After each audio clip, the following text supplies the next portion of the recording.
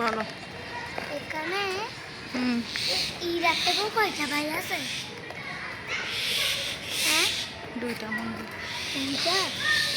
এসব সব জানে এগুলো আমাকে বসে থাকতে দেখি হুম। আমাদের ক্লাসের রুম হুম। ওরাদের ক্লাসের রুম মানে বসে থাকে। হুম। বুঝি না, তারপর একটা ছেলেকে হুম। মনে হয়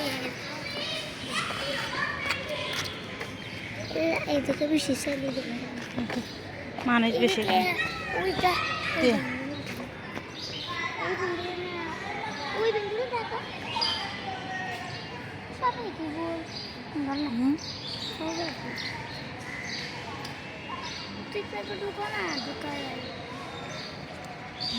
কিছু বললে না কে?